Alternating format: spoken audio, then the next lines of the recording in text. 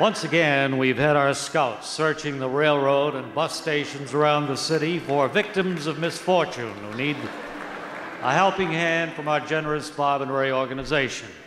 And our first Hardluck story is that of Mr. Jerome Eberhoff of Cleveland, Ohio. I understand, sir, you're trying to get to Switzerland to make the dream of a lifetime come true. Yes. I've taken lessons for 20 years now from one of the top yodeling teachers in Cleveland.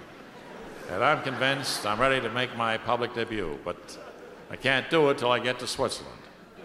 Because yodeling concerts don't draw much of a crowd in Cleveland, is that it? Well, not that so much. You can't get a good echo there like you do in the Alps. You see, every place in Ohio is too flat. You know, you yodel, and that's it. Nothing comes back. That must be frustrating. Oh, you said it. But I'm sure I've got what it takes to do classical concerts on the Matterhorn, but I can't get there to use my great talent. Well, you've touched us all, sir, and to help you out, we're giving you a fine mohair tuxedo with genuine satin lapels.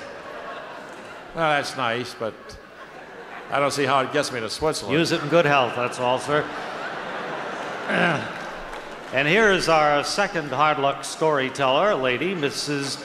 Effie Barnhorst of Wenatchee, Washington. I hope I pronounced that correctly. Washington, yes.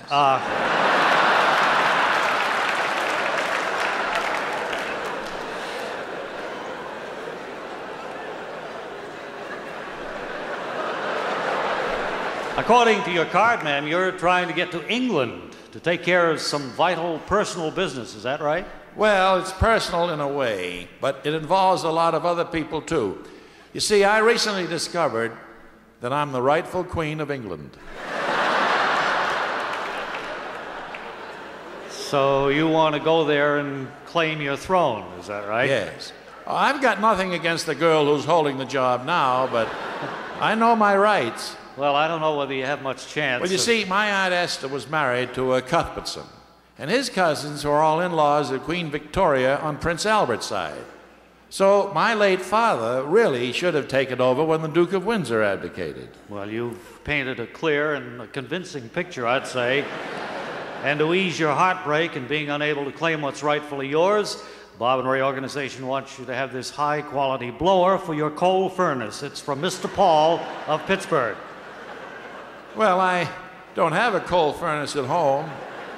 I imagine the one at Windsor Castle already has a blower if it needs it. You're entirely welcome, ma'am. And finally, here's a gentleman who wants to go to Monte Carlo to take part in a fishing tournament. Mr. Felix Worley of Elko, Nevada. No, it's not a fishing tournament. It's the World's Championship Go Fish tournament. Go Fish is a card game.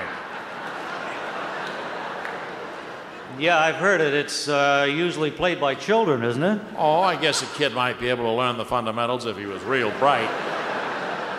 But it's a terribly complicated game the way grandmasters like me play it. Yeah. You see, we deal out the cards, and then I say something like, "Give me all your jacks." And if you don't have any, you say, "Go fish."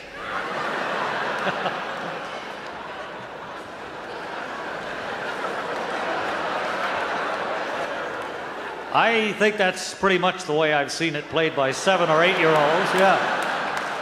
Well, I'm sure I could beat almost anybody in that age group, but I'm set for a series with the Russian Go Fish wizard, Boris Splatny. Splatny. But I got to get to Monte Carlo where the tournament's being held. Well, it's tragic to hear of a person's dream about to be broken, but luckily for you, we can help. We have a lovely ceiling light fixture from Emmerich's Lamporama in North Platte, Nebraska for you, sir. That's nice, but I don't have a ceiling just now. I'm sleeping in the park.